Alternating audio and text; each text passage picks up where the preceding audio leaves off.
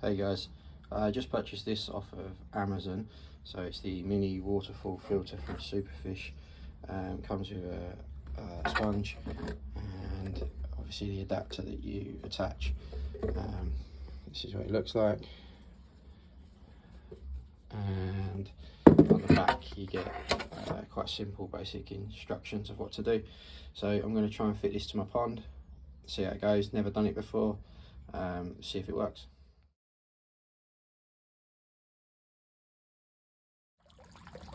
So this is my current pond. You can see that every fountainhead we put on has gone a bit wrong. We've got a Blagden 5-in-1 2000 in there, I believe it is. So we've got fish there, let's have a nice little swim in the morning. And this is a rock that we found in our garden. It actually had a hole in it for a hose to go through. But when we put it through, the waterfall just wasn't that good, and when we turned the rock up the other way, again it just wasn't very good. So the plan is to build something on that corner, still use that rock to hide what I've just shown you, and see what we come up with.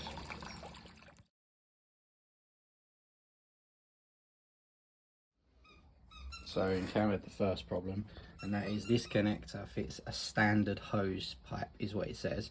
So I've got your standard one here, and look, it doesn't fit at all. It's in fact, it's miles off.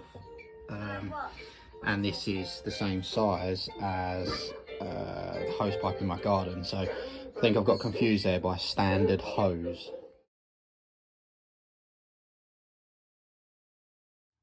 Okay, so to fix the problem where it didn't fit to a hose, I went to a local garden centre and they didn't have an adapter. So instead of ordering from Amazon and gambling at the size, I went with this, which is what the garden centre advised. So I've got a bigger bit of tube here, you can see, which then has the old normal tube going into it.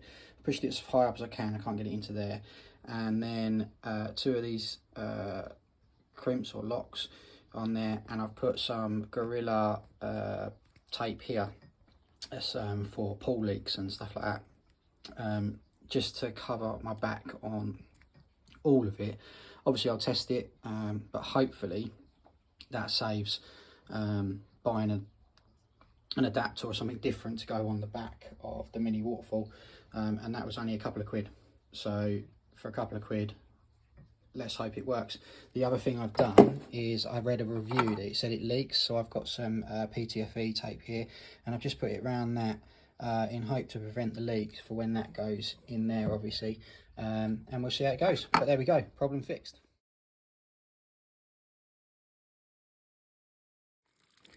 So it turns out the pump I've got isn't as powerful as I thought.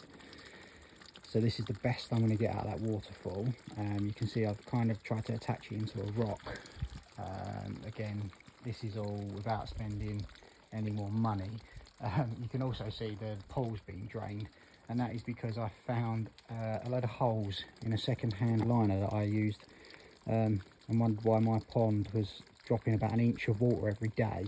So we've now got a new lino going in, and we're just sorting it all out as we go now. So the plan is to hide all this, and then have that nice trickle of water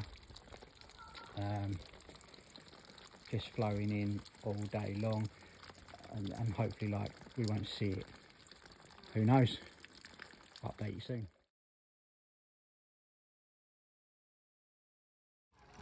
Okay, so there is the mini waterfall.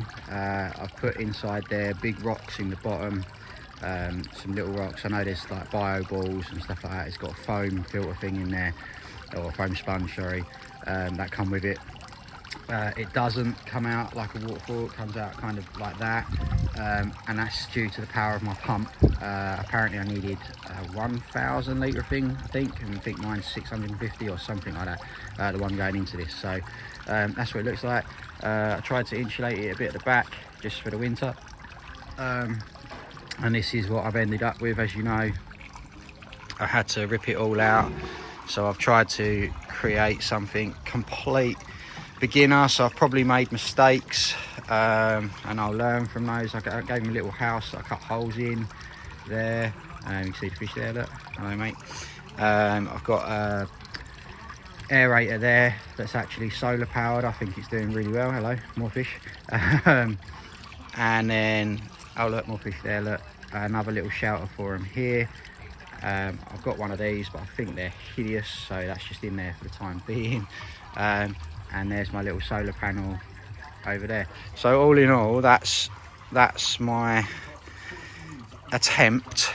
I've now just got to hope it works. I'm going to try and now get a net over the top of it without interfering with anything, and still trying to get it to blend in if I can. I live on an island and we're prone to quite a few herons, so it's best I do that. And there we go, they're loving life. Excellent. Well, I'll show you once it's got the net over. Not bad. Oh, I made a little lamppost, look, with a solar powered light as well. Thought that was quite cool.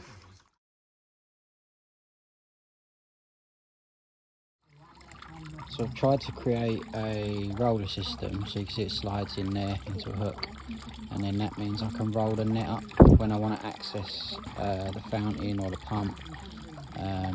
Hopefully that works, and then I can just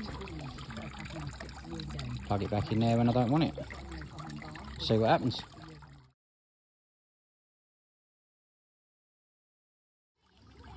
And this is my final netted product. Made kind of little tent, should we say, out of just fallen branches and trees from the storm we had last year. So nice and netted. Hopefully that will be decent for a while. There we go.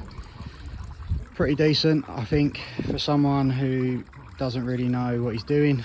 And as I say, I've spent £23 getting that done, so not bad.